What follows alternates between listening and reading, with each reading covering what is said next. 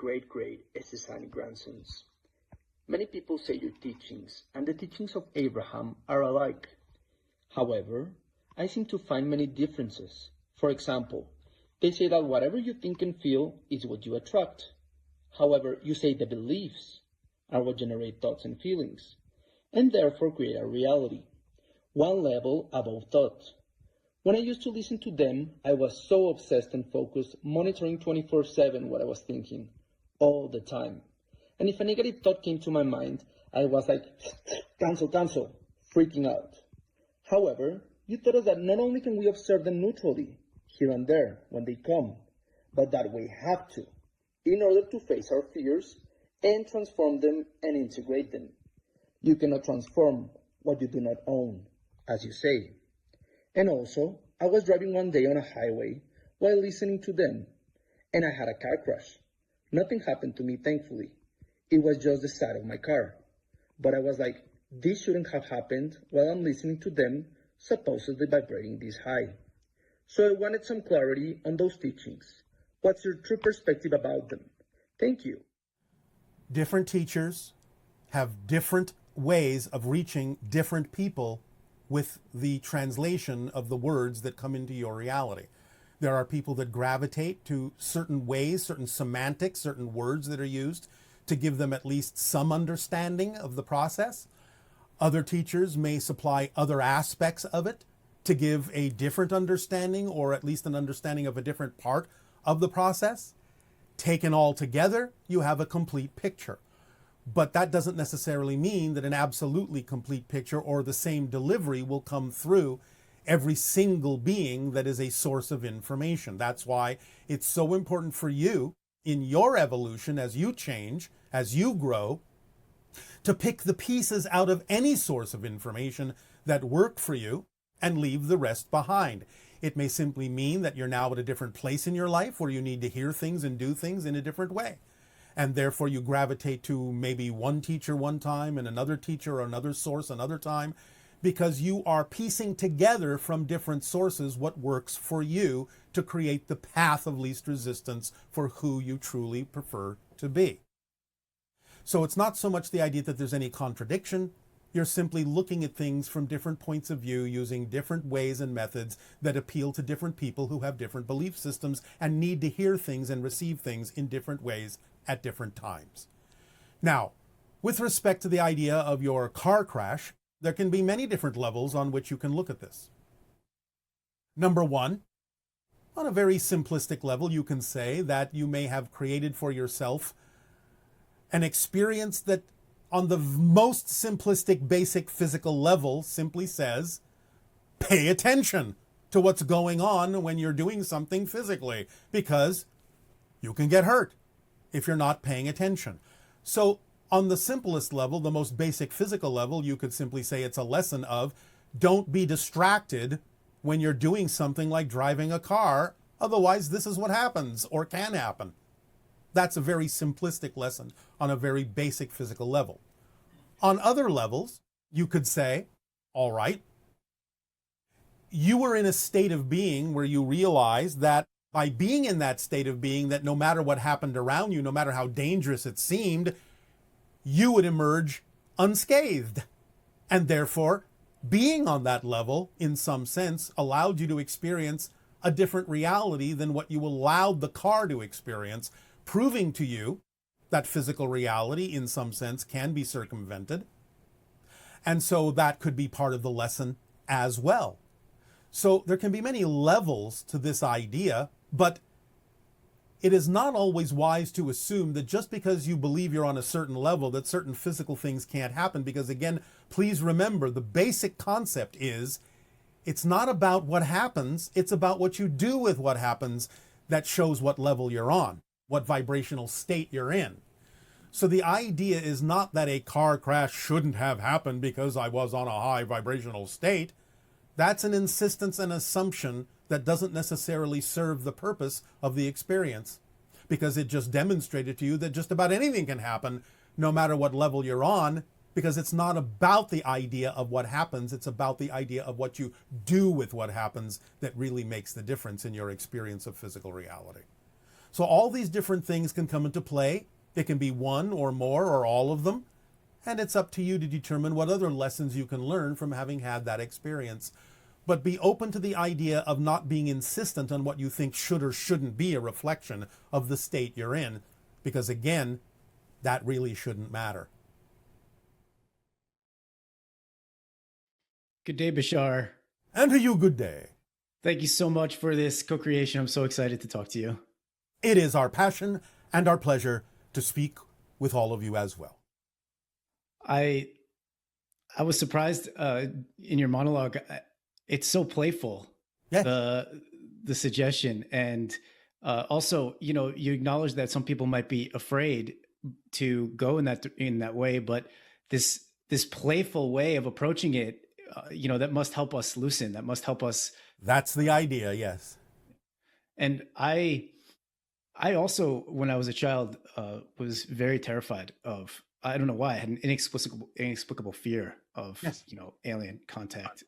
Well, that's because as children, when many of these contacts actually start happening in your lives, you have never been taught that such a thing is actually going on in your reality, and therefore you haven't been given the tools in order to handle it, and so you feel that when you are shifted to the different realities that are representative of these different beings you're interacting with, you feel out of control. Your physical mind doesn't understand what's going on because it doesn't have the tools to deal with it. And therefore, you feel out of control, and even to the point of going into survival mode, because the physical personality feels that when being shifted from the typical reality you're used to a different frequency of reality, it feels like you are being annihilated, that you're dying, and so you go into panic mode. So the idea of what we deliver to all of you are the tools necessary to incorporate within your understanding of how reality works, how these encounters are occurring, and give you the ability to calm yourselves and realize that from a higher level you made a choice to participate in this, whether you remember it or not, and thus you can operate within it more consciously, with more awareness, on your own terms, and experience something quite fascinating and joyful and creative and constructive as you remember more and more your willingness to participate in the evolution of the Earth toward becoming the sixth hybrid race. But when you say the evolution of the Earth, yes, you're also you're kind of describing our, because we're in our own reality, right? Each of us is in our own reality. Yes, but you have a shared, agreed upon experience that you call your reality timeline. Right. Got it. And so, now I'm really excited for this to take place. I can't believe, I'm so excited that it's even possible in my lifetime, potentially. Yes, it is. And my physical mind looks out there at the world and things it thinks it's noticing, and thinks to itself, oh my God, we have to go so far between now and 2023 to be really prepared to have a first of all, don't gauge that by everything you see. Remember that you are capable still of looking at people making choices that represent other realities other than the one you're actually in. Just because you can see them doesn't mean you're in the same reality. Yeah, the glass wall effect. Exactly. So don't necessarily include everyone that you see having to be at that point. It is sufficient that those that are ready at that point to begin to experience the first stages of open contact will be at a point where they're prepared to do so. Okay. So is there a way to discern if something I'm seeing is actually relevant for me to kind of address, or it's just something behind the glass wall? I guess my highest excitement will take care of that. Following the formula will allow you better and clearer discernment about what is relevant for you and what is not, yes.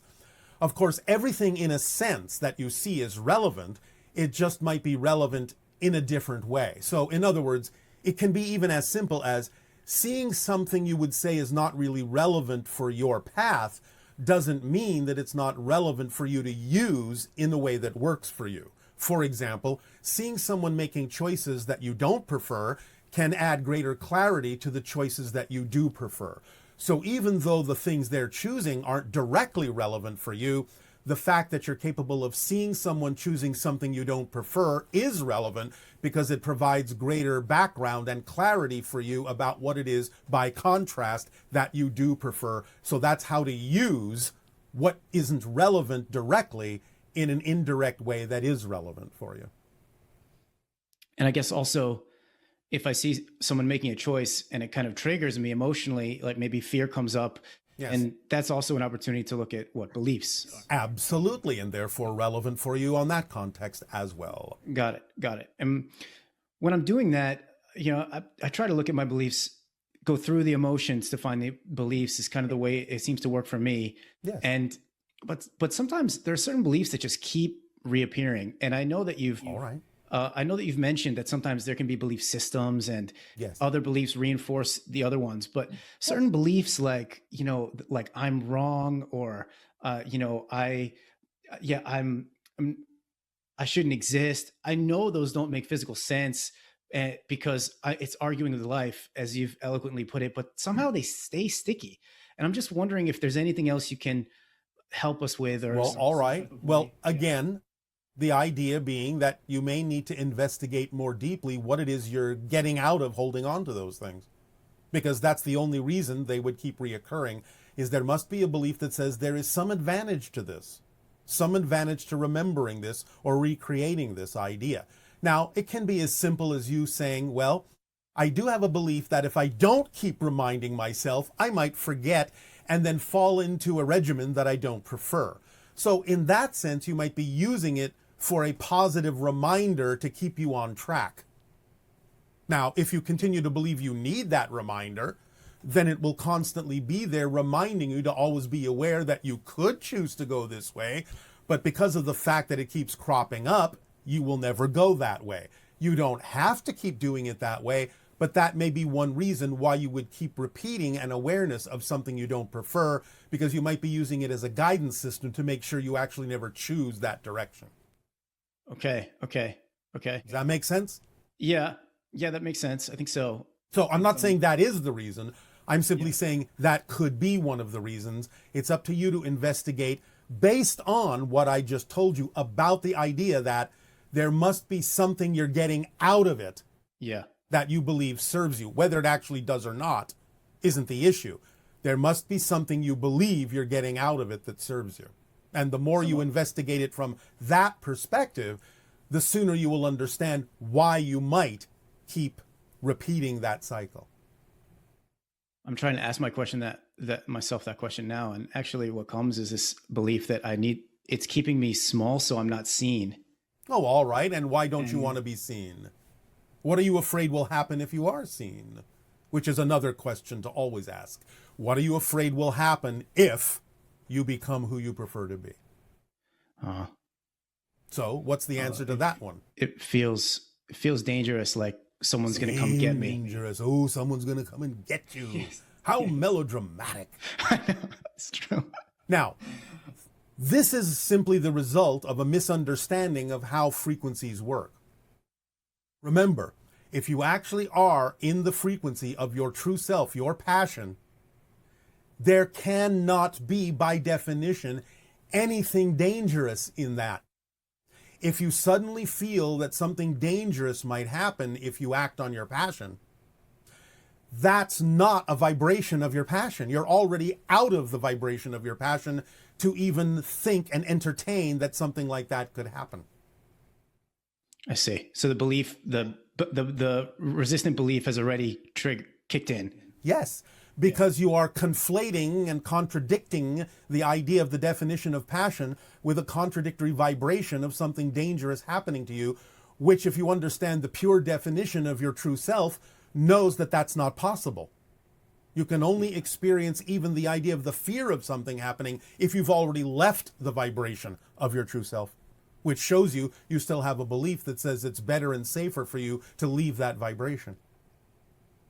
Because you would know, just through the idea of understanding the physics of it, that you cannot experience what you're not the frequency of. So if you are the frequency of your true self and passion, then how can you experience anything that is actually truly dangerous to you? Why would you attract it? Yeah, It makes a lot of sense. And again, at the same time, remember, that doesn't mean you won't see things that might symbolize the idea of what could be dangerous. But again, it doesn't matter what you see. It only matters what you do with what you see that makes the difference. And if you stay in your vibration of passion, you will always respond to what you're seeing, even if it's what you don't prefer, in a way that allows you to use it in a way you do prefer and get a benefit from it. So remember, being in the state of passion, your true self, doesn't mean you can no longer see things that are not representative of what you prefer. It simply means that you will respond to them differently, even if they still exist and are still perceivable in your reality. That's the measure of change. Many people on your planet confuse the idea that, oh, well, I'm on a different vibratory level, I should never be seeing these things again. That's not true. As you expand your consciousness, you don't become less aware of the negative, you become more aware of the negative, but you become less likely to choose it as your experiential reality. So the idea is, it doesn't really matter to a truly centered being what happens. It only matters to them what they do with what happens, because that's what makes the difference in their experience. Yeah, that makes a lot of sense. And I know, that's why I said it. Yeah, thank you. It's so interesting that the more we expand, actually, the more aware we become of negative choices. Well, of course, because the idea of positive and negative and the center point permeates all of existence. Therefore, as you expand your awareness of more and more and more of existence beyond the physical, you're going to learn about more of the positive and more of the negative, as well as the center point in the trinity of neutrality and balance between the two. I see. Yeah. Okay. Thank you. Thank you